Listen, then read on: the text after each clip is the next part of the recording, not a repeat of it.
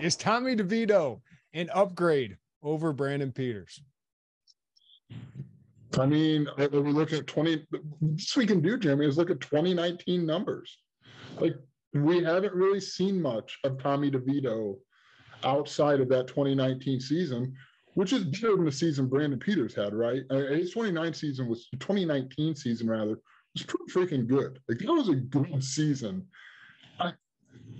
It's hard to say, right? Like, maybe, like, we haven't seen a steady version of that Tommy DeVito since we saw that steady version of Brandon Peters. Like, I think it is. I don't want to pour cold water on anybody's excitement in the middle of July, but I can't sit here and say, I'll tell you what, that's head and shoulders above where Brandon Peters was. I think there's probably an upgrade, but I think that also comes with the full scale upgrade of a coordinator who might lean in to maximize what he has more. Like, all of that factors into it as well.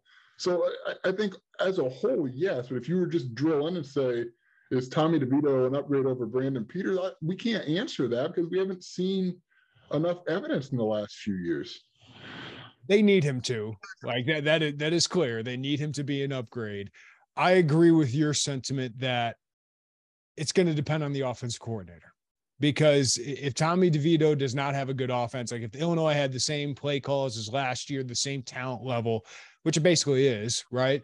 I would say, I don't think so. I think their talent level is very similar and their stories are kind of similar, right? Both very highly ranked prospects, 4-star prospects going to their schools. Brandon Peters at Michigan, Tommy DeVito at Syracuse, both had a level of success, not as much for Brandon, but he started as a redshirt freshman at Michigan, which is no small feat. Tommy DeVito had a year in 2019 that made him look like the guy for Dino Babers in the long term. I mean, after an 11-win season, DeVito came in, had a terrible offensive line, had some good receivers, but he threw for 2,300 yards, 19 touchdowns, 5 interceptions. Felt pretty good about that guy moving forward. Then, like Peters, he had injuries, right? Had some inconsistency, and Syracuse did not have success. So they look for another guy, look for competition, look for depth. Scott Schrader comes in. He can run the football, but Syracuse wasn't very good with him either. So I think it was just pick your guy, your preference of who you want to have, Schrader or DeVito. And they just kind of had moved on from DeVito at that time. I watched DeVito's film, man, and there's really things to like. I think Peters had a stronger arm. He's a bigger guy. But DeVito's got a strong arm. He can sling it. And he's certainly got a strong enough arm. But what I like about him is he's got good athleticism. I think he can really use his legs a little bit more than he did at Syracuse. I think we'll see that a little bit at Illinois. But if we're going by the last couple of years' numbers, Joey, I broke this down. His completion rate the last 2 years, 54.1. Peters, the last 2 years, 52.2. Yards per attempt, the last 2 years. Peters, 6.4. DeVito, 6.6. Touchdowns, Peters, 10. DeVito, 5. Interceptions, both through 4. Pass efficiency rating, 115 for DeVito, 116 for Peters. Right? So it depends on, is the change of scenery, is the change of play callers, the change of offense good enough for DeVito? I think I would project he'll be better. He'll have better numbers last year than Peters. And one thing I like about DeVito, I questioned at times whether Peters was confident. I questioned at times whether Peters could lift his team out of a funk. Like, when you got into a funk on that offense, it felt like they were never getting out of it. A quarterback has to lift you out of that. I think DeVito, at least early on, this is the offseason, is showing a confidence and a swagger that I think you have to have in a quarterback. Now, he's got to translate that to actual good mechanics, decision-making, all of that. But I do like that. I do need a quarterback who, when things are going wrong, can get me out of that. And people can look at him in the huddle, or not the huddle for Illinois, but look at him and say, hey, we're still good. This guy can still lead us to victory. I never got that feeling the last 2 years of Brandon. Which is interesting, because we had heard from players that, like, Brandon's kind of a trash talker out there. And like, there were times where when things are going well, you saw it. You saw it, man. Like, when things were going, he had fire. And I want to reiterate, like any about you or I, Jeremy, are saying, like, hey, another year of the quarterback play you've been watching for 3 years.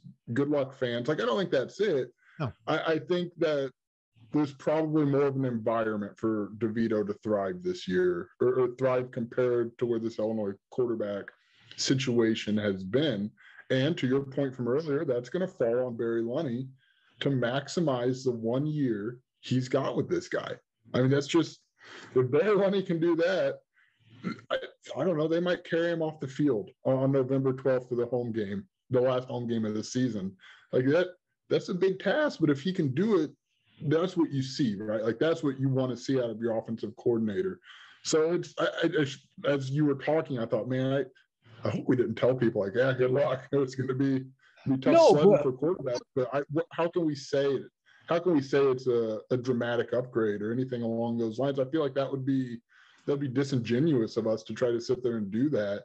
But I think the environment is an upgrade for the quarterback, and that's, DeVito has to maximize that, and Lunney has to maximize that. I think there's a reason that Nebraska fans should be more excited about Casey Thompson than Illinois fans are about Tommy DeVito. Sure. Right? Casey Thompson is going to be a junior, also a former top prospect. But just last year, he had 24 touchdowns and 9 interceptions, 63% completion rate, right? Like, DeVito's not put up those numbers the last couple of years. So, listen, I think Nebraska's got a host of issues, but I think there's if Illinois had Casey Thompson, I think we'd be a little bit like, oh, yeah, like I think Illinois is going to take a huge step forward. The last 2 years haven't been great for DeVito, and we'll see if he can put it all together. But I do think there's optimism there as well. I think the coaching staff's done a pretty good job of not getting unrealistic with DeVito, saying, Lunney's been really good about, he needs to take some more steps, but I like what we've seen in the spring. Now we got to carry over in the fall. So I think we're being reasonable, Joey. I don't think we need to fight back for saying like, hey, there's no reason to be optimistic. I think there are reasons to be optimistic, but there's also reasons for skepticism. This kid's coming from Syracuse that has struggled the last couple of years, not even a Texas that's going to make a bowl game no matter what, right?